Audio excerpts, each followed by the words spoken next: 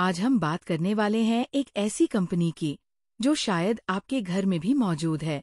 जी हाँ, मैं बात कर रही हूँ पिडिलाइट और इसके सुपरस्टार प्रोडक्ट फेविकोल की। चाहे बढ़ी का काम हो, बच्चों के स्कूल प्रोजेक्ट्स हों या फिर घर के छोटे-मोटे रिपेयर्स, फेविकोल हर जगह छाया हुआ है। लेकिन क्या आपको पता है कि इस ब्रांड के पीछे एक ऐसी कहानी है जो दिल को छू जाती है? एक ऐसे इंसान की कहानी जो एक छोटे से गांव से निकला और अपने सपनों से भारत के हर घर में जगह बना ली। तो चलिए शुरू करते हैं इस प्रेरणादायक सफर को। ये कहानी शुरू होती है 1925 में गुजरात के एक छोटे से गांव महुआ में, जहां बलवंत कल्याणजी पारेख का जन्म हुआ। उनके दादाजी एक मजिस्ट्रेट थे और उनकी प्रेरणा से बलवंत ने लॉ की पढ़ाई करने का फैसला किया। मुंबई के गवर्नमेंट लॉ कॉलेज में दाखिला लिया, लेकिन उस समय देश में ब्रिटिश राज था। चारों तरफ आज़ादी की जंग चल रही थी। बलवंत का खून भी खौला और जब महात्मा गांधी ने क्विट इंडिया मूवमेंट शुरू किया तो उन्होंने पढ़ाई बीच में छोड़ दी और अपने गांव लौट आए इस आंदोलन में हिस्सा लेने के लिए। लेकिन एक साल बाद उन्हें लगा कि अगर वो पढ़ लिख लेंगे तो अपने देश के लिए और ज्यादा कुछ कर पाएंगे। इसलिए वो वापस मुंबई आए और पढ़ाई फिर से शुरू की। इस दौरान उनकी शादी भी हो गई। लेकिन दोस्तों, जिंदगी अभी भी आसान नहीं थी। शादी के बाद बलवंत ने कई छोटे-मोटे काम किए, लेकिन कमाई इतनी कम थी कि घर का खर्चा भी मुश्किल से चलता था। पढ़ाई पूरी करने के बाद भी उन्होंने वकालत को अपना पेशा बनाने से मना कर दिया। क्यों? क्योंकि उन्हें लगता था कि ये पेशा बिना झूठ के नहीं चल सकता और ये उनके मूल्यों के खिलाफ था। तो उन्होंने एक लकड़ी व्यापारी के यहाँ चपरासी की नौकरी शुरू कर दी। हालात इतने खराब थे कि उन्हें और उनकी पत्नी को उसी लकड़ी के गोदाम में रहना पड़ा।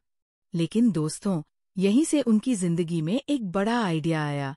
उन्होंने देखा कि लकड़ी के काम में गोंद की बहुत डिमांड है, लेकिन जो गोंद बाजार में थे वो या तो विदेशी और खर्चीला थे या फिर चावल और आटे से बने सस्ते गोंद जो लकड़ी के लिए बेकार थे।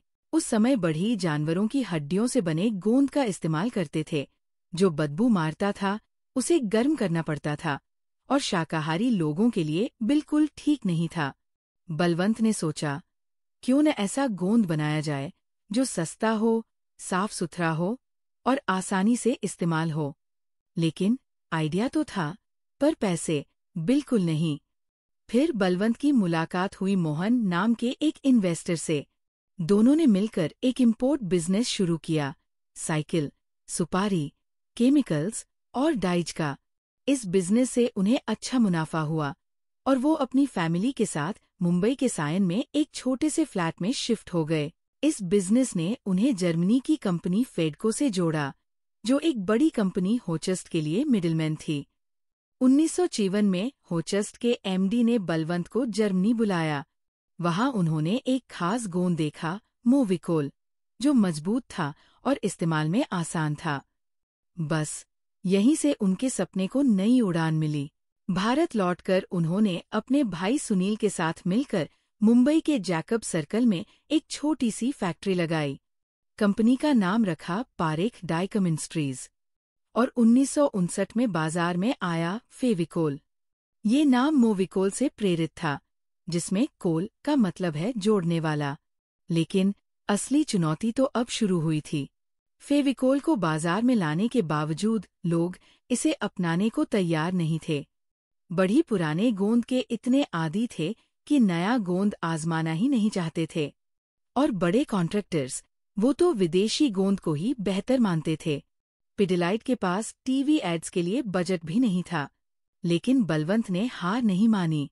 उन्होंने जमीनी स्तर पर काम शुरू किया, छोटे दुकानदारों से मिले, बढ़ियों को फेविकोल के फायदे समझाए, फ्री सैंपल्स बांटे और वर्कशॉप्स किए।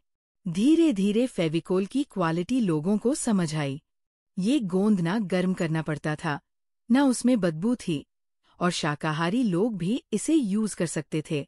लेकिन एक दिक्कत थी, शुरुआती फेविकोल सिर्फ लकड़ी पर अच्छा काम करता था। प्लास्टिक और मेटल पर ये फेल हो जाता था और गर्मी में इसकी पकड़ कमजोर हो जाती थी। फिर उन्होंने इस चैलेंज को स्वीकार करते हुए रिसर्च एंड डेवलपमेंट डिपार्टमेंट की नींव रखी और उसमें काफी सारा पैसा इन्वेस्ट किया। उन्होंने अलग अलग कारपेंटर्स और ग्राहकों से फीडबैक लिया और फिर इन फीडबैक्स के आधार पर फेविकोल के फॉर्मूले को न सिर्फ पहले से बेहतर बनाया, बल्कि अलग अलग जरूरतों को पूरा करने के लिए इसके कई सारे नए नए वेरिएंट्स भी डेवलप किए।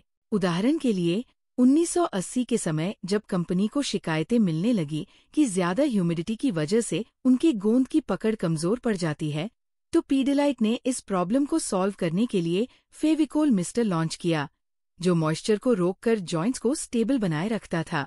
इसी तरह 1985 में कंपनी ने एक और इनोवेटिव प्रोडक्ट लॉन्च किया। उस समय कारपेंटर्स और आम लोगों को एक ऐसे प्रोडक्ट की जरूरत थी जो क्विक रिजल्ट दे सके। फिर पीडिलाइट ने इस प्रॉब्लम को देखते हुए बस एक बूंद स्लोगन के साथ फेविक्विक को मार्केट में उतारा।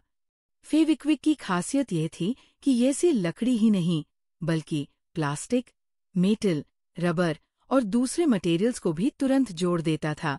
आज पीडिलाइट भारत के गोंद बाजार का 70% से ज्यादा हिस्सा कंट्रोल करता है। उन्होंने कारपेंटर के लिए फेविकोल चैंपियंस क्लब बनाया, जिसमें 40,000 से ज्यादा कारपेंटर जुड़ चुके हैं। न सिर्फ कारपेंटर, बल्कि बच्चों के स्कूल प्रोजेक्ट से लेकर आर्ट क्राफ्ट तक फेविकोल हर जगह है। फेविकोल के एड्स तो कमाल के हैं। इनमें मजा भी है और प्रोडक्ट की ताकत भी। बिना किसी बड़े स्टार के फेविकोल हर घर का हिस्सा बन गया। ये थी बलवंत पारेख और फेविकोल की कहानी। एक चपरासी से लेकर एक ऐसे ब्रांड तक का सफर जो आज हर भारतीय के दिल में बसता है। इससे हमें एक बड़ी सीख मिलती है। अगर आपके पास जुनून है और मेहनत का जज्बा, तो कोई भी सपना असंभव नहीं। अगर ये कहानी आपको पसंद आई तो लाइक और सब्सक्राइब जरूर करें। कमेंट में बताइए कि आपका फेविकोल से क्या रिश्ता है। अगली वीडियो में मिलते हैं।